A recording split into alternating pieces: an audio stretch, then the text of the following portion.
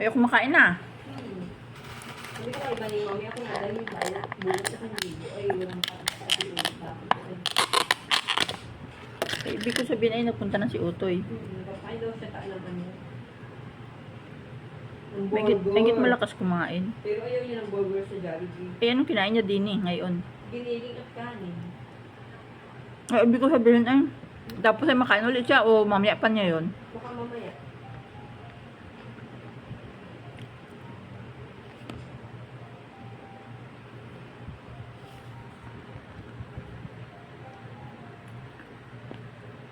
Medyo mapait yung ampalaya ni Utoy Bongbong. Gusto ko niya rin na gataan na may hipon. Mapait.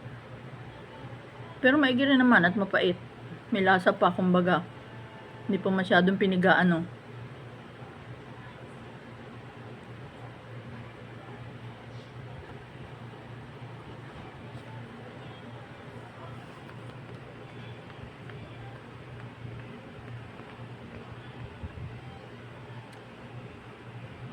Ang dami palang nakain dun.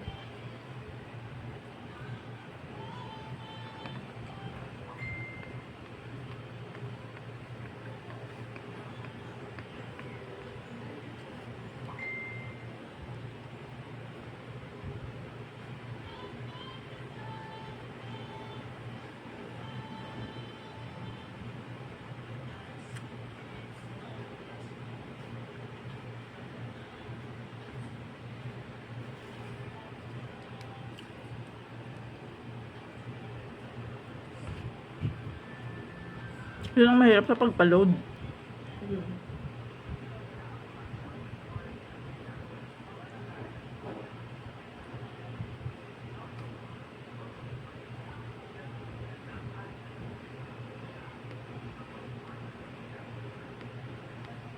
Masarap yung lasa ng kanyang ano.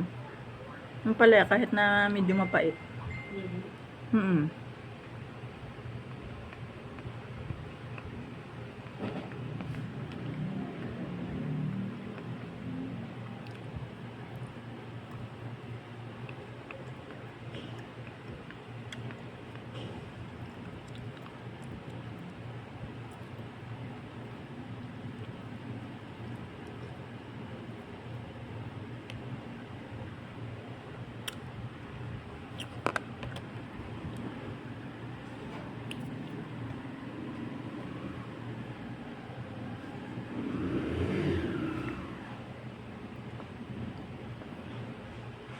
Ang masarap inang naitinda ninyo. At Sara.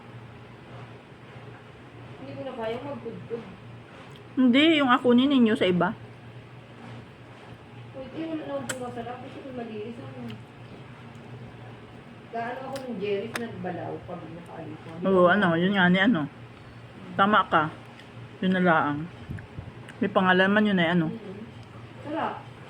At saka yun naman hindi mo naapalitan ng pangalan ay. Nakasilyo. Nakasilyo talaga. Yung totoong alamang. Oo. Nabiligit na yakong. Yan ang gusto ko. Mahalang at hindi ang nandun. Dinala ni Jennifer kay Joanne ay mahalang. Sinjuan? Ay ate, sabi, favorite ko ito. Kahit ako binilihan mo. Sinjuan? Nakakita Emma.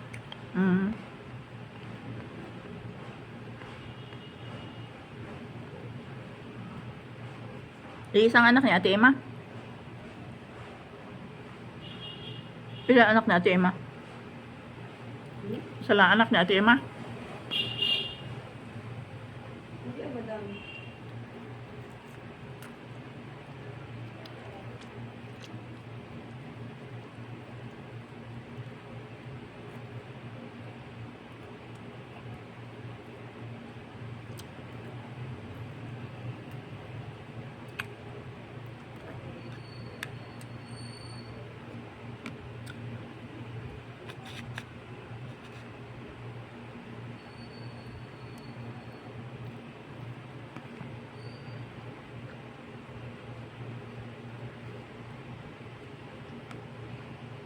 Kalderetang manok daw ito. Kung paano naman at ako'y basta sinabi lang sa akin eh.